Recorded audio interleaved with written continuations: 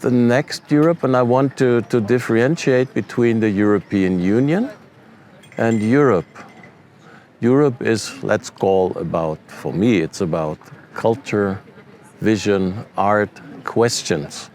And the European Union is the field of politics, answers, rules.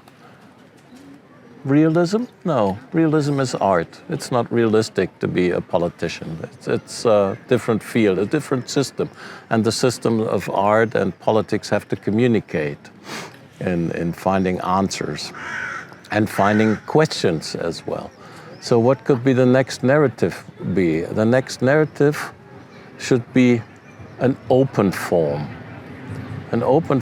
that is in a way attracting other questions, other perspectives, and so on. I think the very beginning of Europe was a closed form of Germany and France coming together after having beaten each other up for quite some centuries and finding a way to really,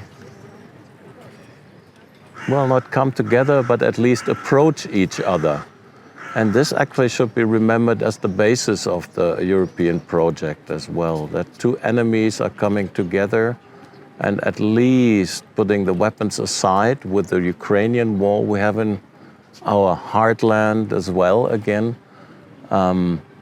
finding a way to meet and finding an open form to offer, include, and find ways of inclusion and diversity, because we all have to live on this earth.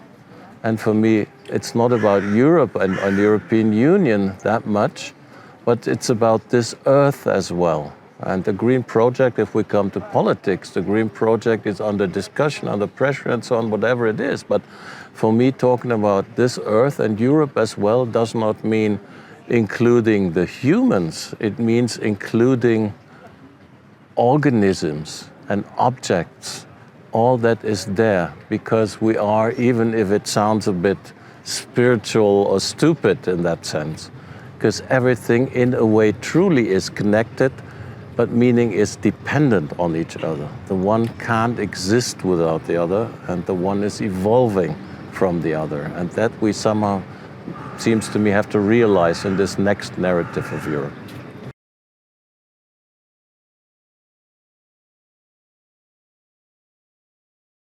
Things that bother me on a daily basis is something, a great title.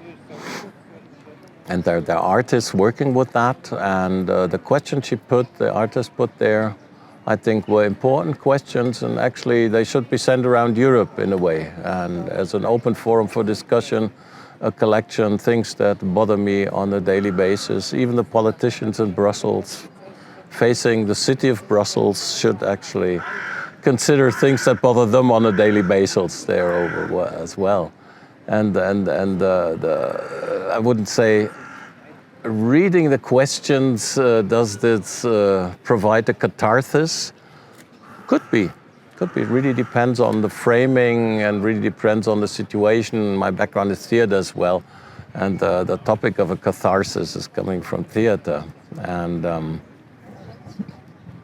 that is the old idea that art has a transformative power, because the catharsis brings across a change from A to B or whatever. And if we slow down, and maybe this is something that what the questioning can do and what art can do, provide a space of slowing down in these more and more speeding times, then transformative things might happen more often.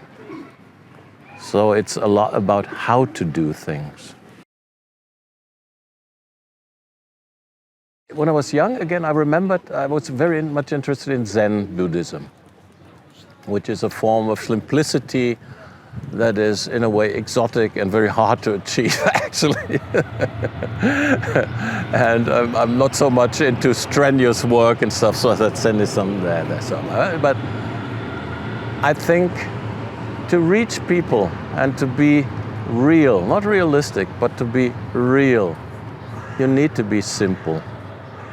Because what we do as organisms, and all we are is biological organisms that somehow evolved to have some reflective brain power so that we could at least make a film and reflect ourselves in a way. But other organisms do the same in different ways. And all we do is breathing and moving and eating and loving, hopefully not hating that much.